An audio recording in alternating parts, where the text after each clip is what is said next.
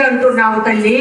ఒక పక్కన ప్రళయములు, మరొక పక్కన ప్రకృతులు, మరొక పక్కన చెలరేగుతూ సముద్రంలో ఉన్న అలలా తెప్పల్లా వస్తూ ఉన్నాయి. వీటి నాపే శక్తి నీలో లేదా అని కొందరు నన్ను ప్రశ్నిస్తూ ఉంటారు, కొందరు నన్ను నమ్మి ఆనందంగా ఉంటారు, కొందరు అమ్మగుండగా నాకేమని స్టడీ అవుతారు, కొందరు ఏమీ లేదు అని సాటింపులు వేస్తూ ఉంటారు, ఏమీ లేదు అని సాటిస్తూ ఉంటారు. కానీ ఏదో ఉన్న వారికి కూడా నేను అమ్మనేనని అభయమిస్తున్నాను.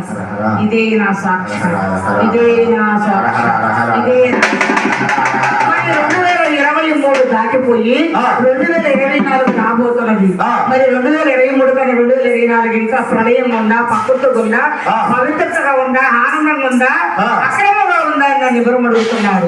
కానీ 2023 కన్నా కూడా 2024 ప్రకృతి ప్రళయములు దిక్కులేనంత నిలయాలతో దుఃఖాలు కలిగే ఆ స్థితి నాకు కనిపిస్తూ ఉన్నది. అగ్ని అరహర అగ్ని యోగాలతో పాలనవుతూ అగ్నిదేవుడు కాండవాడబోతున్నాడు. యాక్సిడెంట్లు జరగబోతున్నాయి, దుర్మరణాలు, ఆకాల మరణాలు, ముచ్చుకు ఎప్పుడు వస్తుందో, ఎప్పుడు మునుగుతున్నాము అన్న విధానం తెలియక ఒక్కొక్కడు ఒక్కొక్క రకమైన ఇమిచికి గురయ్యి ఆ ఇమిచిని తట్టుకోలేక దుఃఖానికి గురవుతూ ఉంటారు.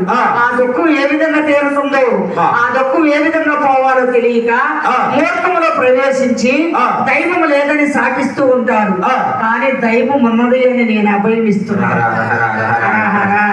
దైవం లేదని సాటిస్తూ ఉంటారు. ఎవరైతే ఇష్ట దైవం మీద భారం వేస్తారు, ఎవరైతే తల్లిదండ్రులను ప్రేమించి గౌరవిస్తారు, ఎవరైతే దానానికి ధర్మానికి గురవుతారు, ఎవరైతే పుణ్యం సంపాదించుకోవాలని మహాశివుని కలవగలుగుతారు, ఏడల్లో నేనున్నానని ప్రమాణం చేస్తున్నాను. 1వ తేదీ సోమవారము. కానీ ఎన్నో నెలలు లేదు, కొన్ని దినములే ఉంది. ఈ దినాలు ఆ రోజున 18 మందికి వాగ్దానం అన్నాను. 18 మంది కావచ్చు, మరి 36 మంది కావచ్చు. హర మీలో ఉన్న శక్తి, మీలో ఉన్న భక్తి అలయముతో పాలనవుతూ ఉంటే అమృతంగా నేను ఆట ఆడుతూ చెబుతూ ఉంటానని అభయమిస్తున్నాను. అట్లనే నమ్మిన వాళ్ళకి నేను అమ్మను, దూషించిన వారికి దుమ్ముని, పూజించిన వారికి పువ్వుని, కలిసిన వారికి తల్లిని, వేడుకున్న వారికి ఎదురయ్యి, అనుకున్న వారికి అక్కడయ్యి, తనను ఊచి ధ్యానించిన వారికి నిలవేలుకున్నాయి కులదేవతనాయి కుటుంబంలో సర్వేశ్వరులై ఉంటాను. హరహర ఎక్కడైతే శ్రీముత్యము తాండవాడుతుందో, ఎక్కడైతే శ్రీముత్యము ఆలలాడుతుందో ఆ స్త్రీలో నేనున్నానని అభయమిస్తున్నాను. ఇదే నా సాక్షి, ఇదే నా సాక్షి.